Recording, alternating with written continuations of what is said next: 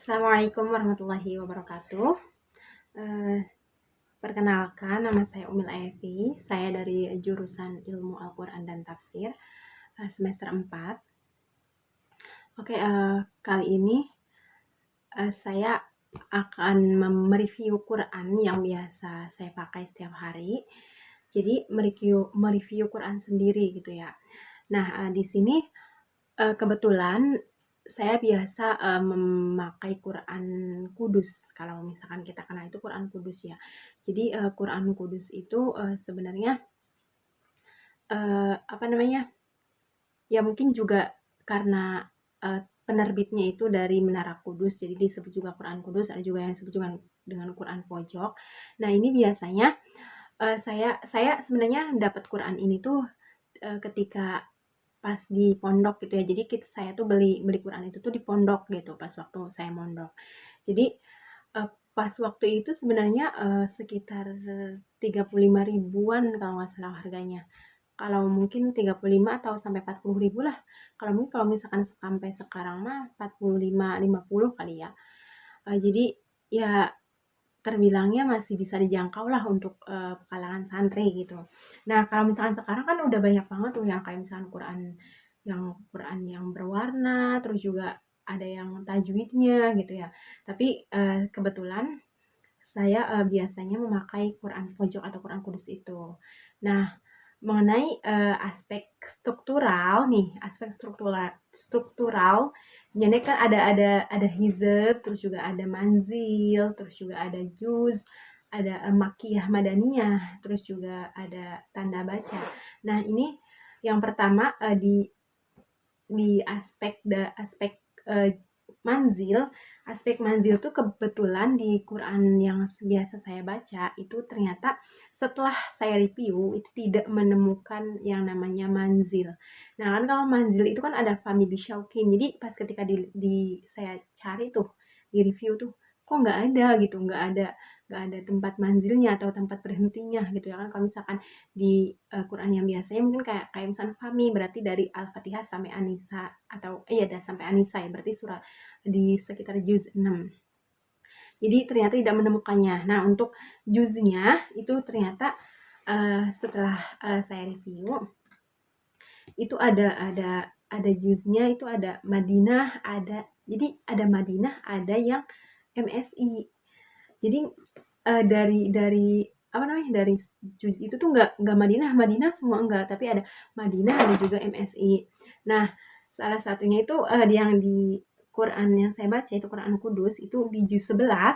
Ternyata di juz 11 itu hanya dia tuh bukan MSI masuknya, bukan Madinah. Sedangkan di juz 7, juz 14, juz 20, juz 21 itu masuknya Madinah. Jadi ternyata oh kok ternyata beda gitu ya, ada yang bedanya gitu, nggak sama semua gitu. Oh ternyata kayak gini. Jadi yang di juz 11 itu di Quran Kudus itu MSI ngikutnya. Karena di ayat mulai dari juz 11 itu di ayat 94 bukan di 93. Nah, kalau hizbnya ketika di review di Quran Kudus ternyata hizbnya itu tidak sedetail kayak misalkan hizb ar-rubu', hizb nisab, hizb sulusa ar-rubu' kayak gitu, nggak kayak gitu.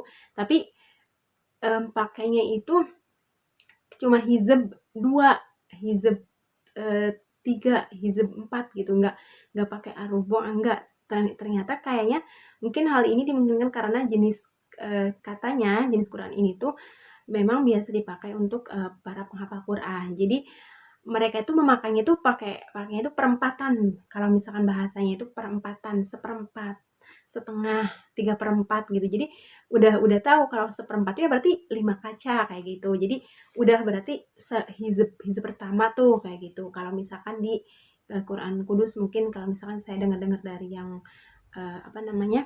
Yang biasa ngafalin tuh kayak gitu. Nah, untuk letak penulisan hizbnya itu hanya ada huruf huruf sama angka saja, huruf sama angka. Sedangkan untuk ruku atau makronya di sini tidak ditemukan ruku atau makro. Tapi hanya ya intinya tidak ditemukan kalau di Quran Kudus yang biasa saya baca tuh. Nah, kalau mengenai tanda bacanya, tidak ada sifir mustatil, pada atau bulatan kecil lonjong pada surat Al-Kafirun ayat 4. Tapi hanya ada tulisan qasar dari di bawah kata anaknya tuh. Anak itu hanya ada tulisan qasar kayak gitu. Berarti kayak menunjukkan itu tuh dibacanya pendek gitu. Kayak gitu aja sih. Terus mengenai ayat 22 Al-Anbiya itu mah sesuai sama MSI. Sedangkan tidak ada sifir mustadir juga tidak ditemukan di kata wala tayasu mir rauhillah. Itu kan di juz 13 ya. Itu tidak ditemukan, tapi hanya langsung jadi langsung ya sukunnya aja tuh di alifnya itu tidak ditemukan bulatan kecil atau apa nggak ditemukan. Nah, mengenai berlanjut ke subhanah ya, yang subhanah itu kan kalau misalkan di Quran Kudus ternyata fathah qaimahnya itu tidak ditemukan di kata subhanah, hanya pakainya alif aja, jadi bukan fathah qaimah. Tapi kalau di kata bi amrihnya juga nggak ditemukan ternyata, tapi malah memakainya itu bi amrihi, hi-nya itu berupa kasroh. Jadi kalau misalkan kayak kalau misalkan yang tidak biasa itu hi-nya tuh bakal dibacanya pendek, tapi ternyata di sana tuh dibacanya panjang. Nah, ini kelebihan atau kelebihan dari agak-agak kelebihan dari Quran Kudus gitu ya. Jadi kalau misalkan yang nggak terbiasa itu akan terkecoh dengan harokat yang digunakan. Tapi karena memang di amrihi, jadi hi-nya itu bukan nggak ada fathah qaimah, nggak ada ya sukun, tapi pakainya cuma kasroh. Kalau misalkan secara logika kan kasroh itu kan dibacanya pendek gitu ya, maksudnya hanya bukan satu alif atau yang seperti halnya matobi'i, tapi hanya dibaca pendek saja. Nah, ternyata di Quran Kudus seperti itu. Namun kalau misalkan kita lihat di Quran yang lain, itu kan bi amrihinya itu memakai fathah qaimah gitu ya. Jadi ya sedikit agak bingung juga kalau misalkan yang enggak terbiasa. Jadi perbandingan jumlah ayatnya di Quran Kudus itu terdapat 6.243.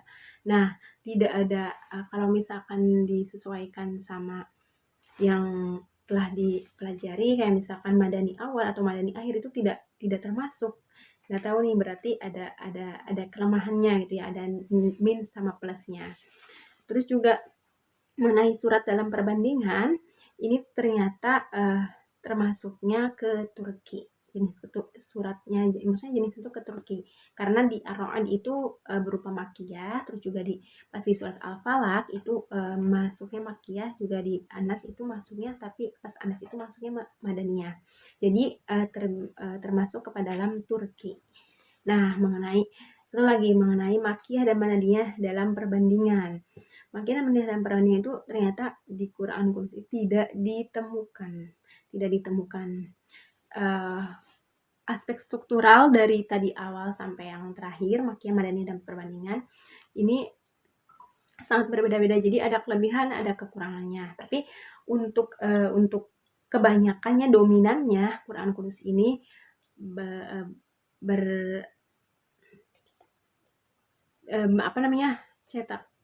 bercetakan Madinah.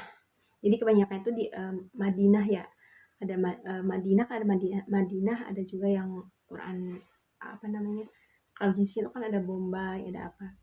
Nah, terus sebenarnya Quran Kudus ini direkomendasikan sangat untuk para penghafal Quran.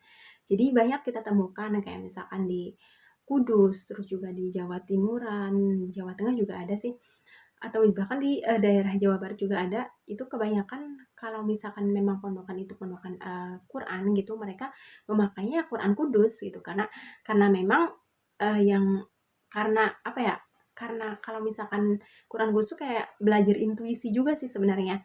Kayak misalkan bi amrihi, kayak tadi bi amrihi, hi-nya itu kan harusnya kan panjang gitu, tapi di sana cuma memakai kasroh aja. Jadi kayak belajaran dzuknya tuh harus main gitu. Kalau misalkan ini, tapi juga kalau misalkan yang buat awal-awal tetap aja masih perlu Quran yang memang sesuai sama yang biasa kita baca kayak gitu.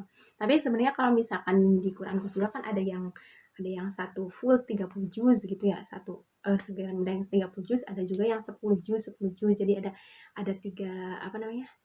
Tiga tiga Quran gitu.